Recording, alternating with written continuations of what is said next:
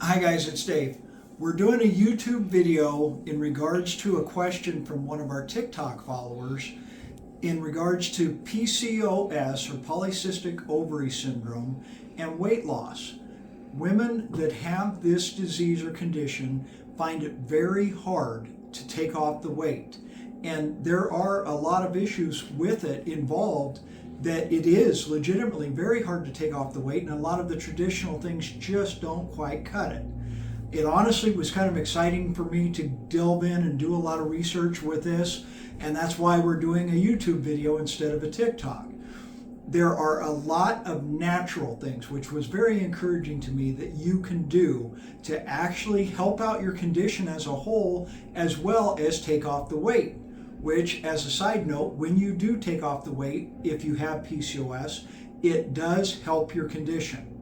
So there's kind of an added benefit to that. The first thing that I found is you need to make sure that you're eating enough protein. When you have a lot of protein in your system, it gives you the full feeling. So that right there is a benefit.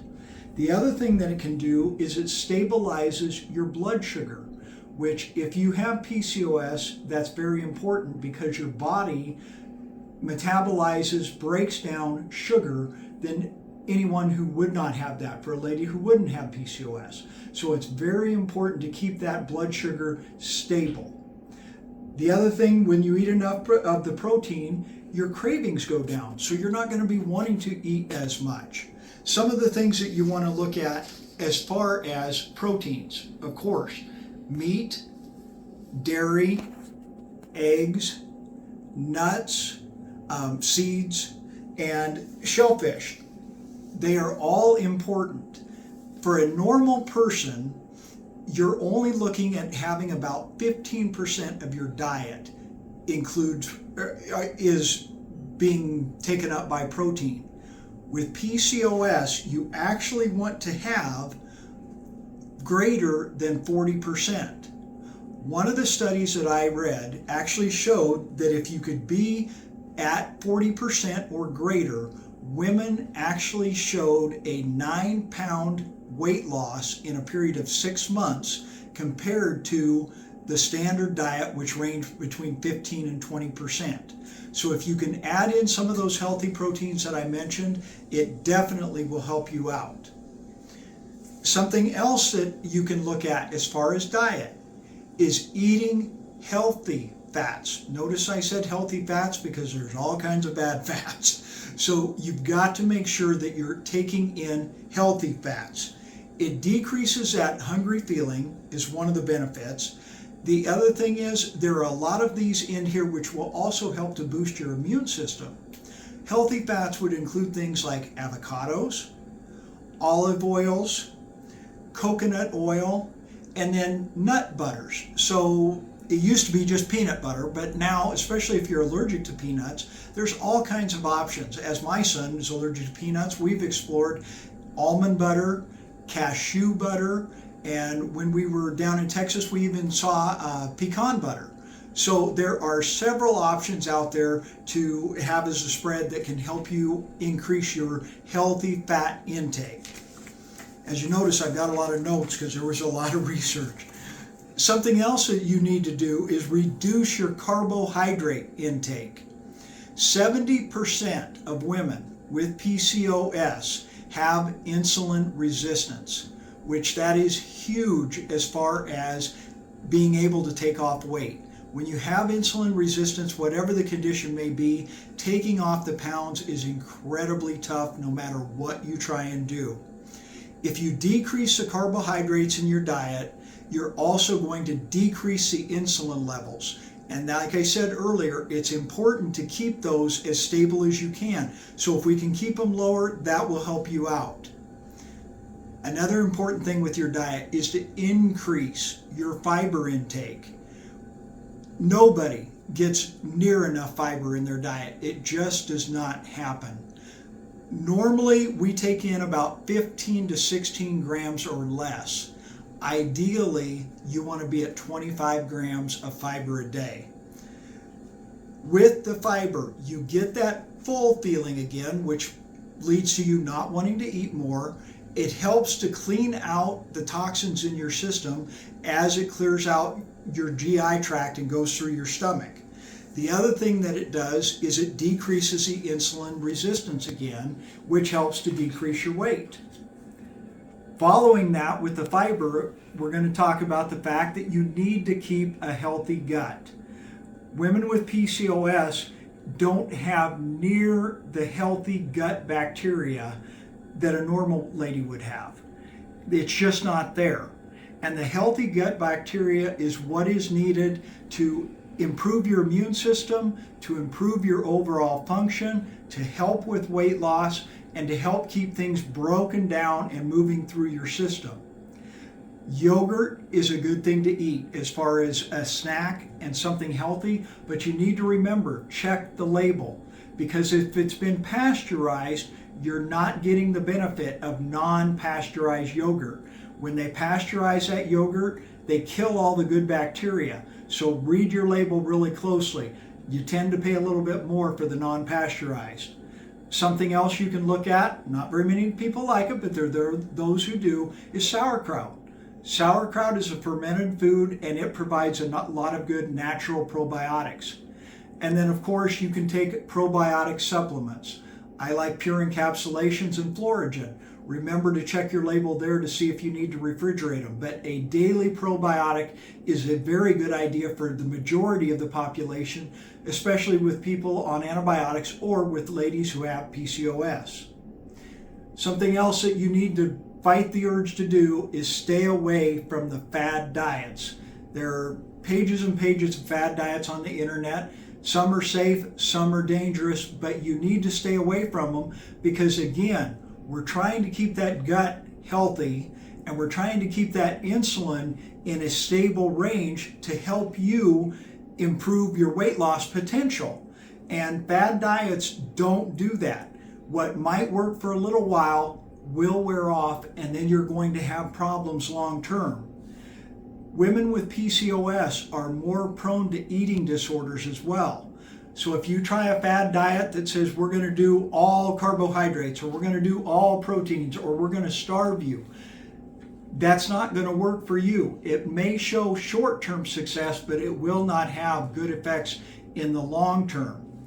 Also, when you do some of those fad diets that include starvation, one thing that does is it decreases your metabolism.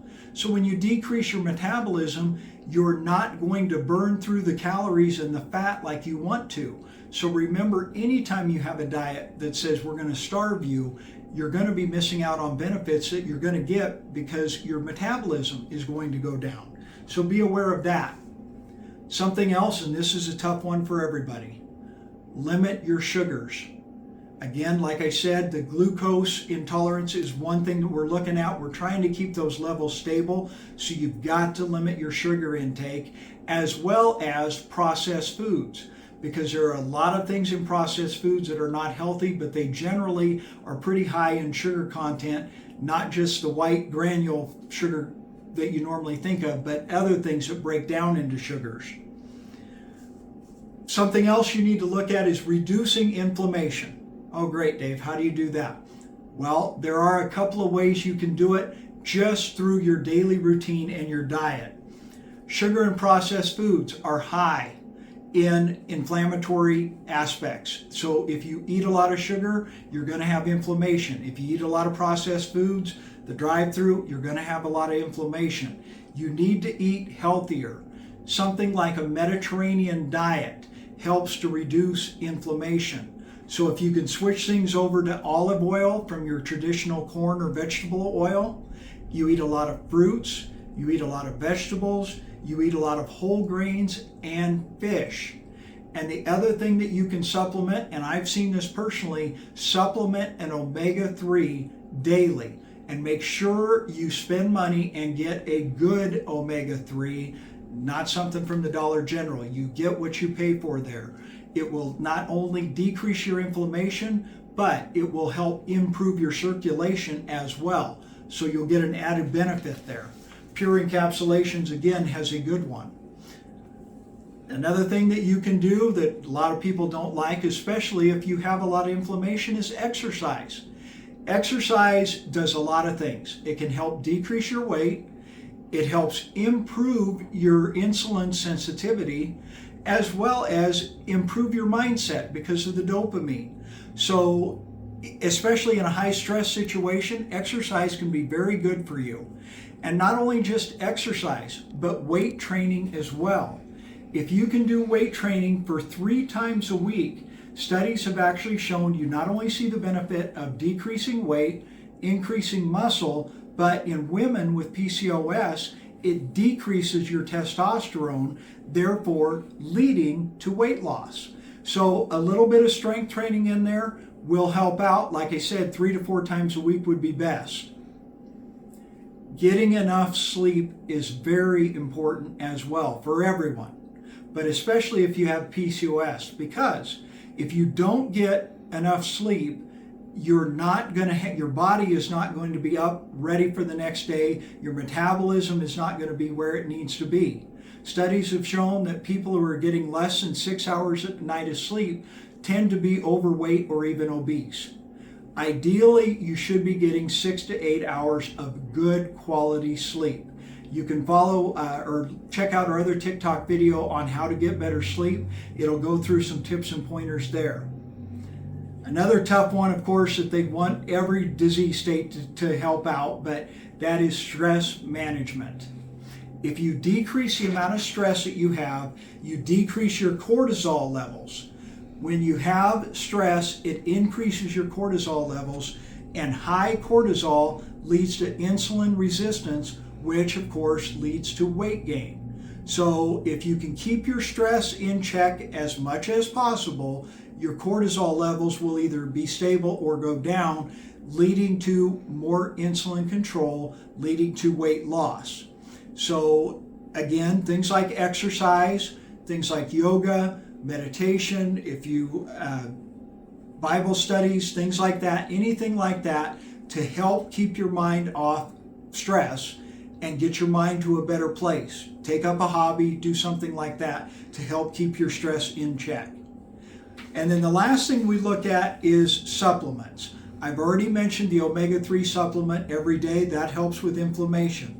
Something else that it has shown some results in some studies is carnitine. And that is a daily supplement you can take. And in some studies, it has shown the ability to help ladies take off weight. But then there is a weird one, myo-inositol, which is similar to a vitamin B complex. It's related to that. It helps to regulate and improve your insulin, improve insulin resistance is what it does. And just so you have it, I actually spelled it out for you so you can find a supplement for it. But like I said, this is a very important one that you can take every day to help with your insulin control, because again, with PCOS, the tighter we get that insulin control, the better your insulin reactivity is, the easier it will be to take off weight. I hope this has answered some of the questions regarding this. It has been fun for me, but at least it's a natural way for you to help get some weight off, to take better care of yourself if you have PCOS.